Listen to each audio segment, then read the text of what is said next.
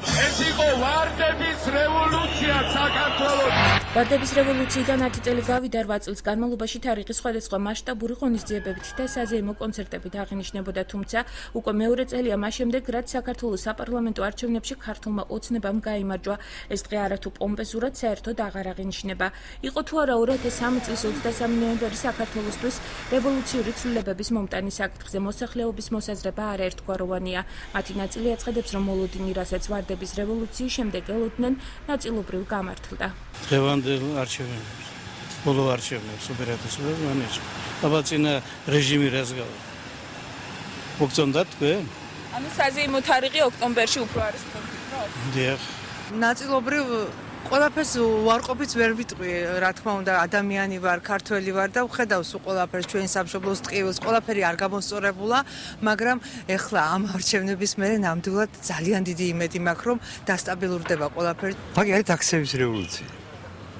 1992 წლიდან მოყოლებული საქართველოს იქცევა და დღესაც იქცევა. ამის მერე რომ მთავრობა მოვა, ის უფრო მეტი ვარესი იქნება კიდე. ნიშნის მოგებით ლაპარაკი წარსულზე მიუღებელია. 10 წლის წინადელმა მოვლენებმა მოიტანა ის, რაც ქვეყანაში 2012 წლის საპარლამენტო არჩევნებზე მოხდა. აცხადებს პოლიტიკური უმცირესობის წევრი საქართველოს პარლამენტში მიხეილ მახარაძე. მისი თქმით, 10 წლის განმავლობაში ქვეყანამ სხვა მიმართულება აიღო, რამაც ბევრი დადებითი მოიტანა.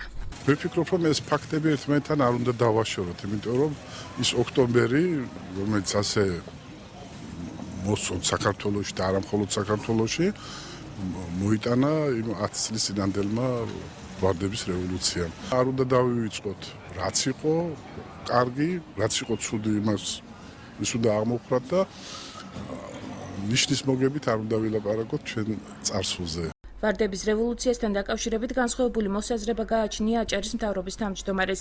არჩილ ხაბაძე მიიჩნევს, რომ ხელისუფლების ცვლილება ნებისმიერი ქვეყნისათვის ჩვეულებრივი პროცესია. 23 ნოემბერი მისთვის მხოლოდ გიორგობის დღესასწაულთან ასოცირდება. 1 ოქტომბერსაც ჩვენ ინდივიდუალურად აღვნიშნავთ თუ ნაციონალები 23 ნოემბერს ეს მათი გადასაწყვეტია. მე მინდა დავაფიქსირო, რომ ეს აკრძალული არ არის და მათ შეუძლიათ აღნიშნონ და დღესასწაული იზეიმონ, მაგრამ ჩვენთვის დღევანდელი დღე არის გიორგობა და ეს არის ჩვენთვის უმწყნვალესი დღესასწაული. ისტორიკოსი ოთარ გოგოლიშვილი მიიჩნევს, რომ 2003 წლის 23 ნოემბერი საქართველოს უახლეს ისტორიაში თავისი დადებითი და უარყოფითი მხარეებით შევა.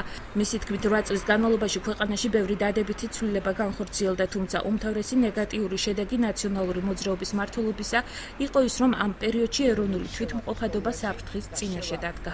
ჩვენ ყველანი ვართ მონაწილე 2003 წლის ნოემბრის რევოლუციის, ჩვენ ეს სწორად გამართლებულად და სავსებით მიზანმიმართულად მიგვაჩნდა, მაგრამ ხომ შეიძლება ურთიერთობაშიც არ გაამართლოს ადამიანმა და მგონია კარგი და არ იყოს კარგი. და ამ ხნის განმავლობაში რაც გაკეთდა, დაშავდა ძალიან დიდი, ძალიან სახიფათო საქართველოს მომავლისათვის ძალიან სახიფათო და კითხვითი ნიშნის ქვეშ დადგა ქართული ეროვნული ზნეობრივი მომავალი. აი ამიტომ იყო აუცილებელი 2012 წლის 1 ოქტომბერი. რევოლუციის მოვლენები დღეს საქართველოს პარლამენტის ვიცე-სპიკერმაც გაიხსენა.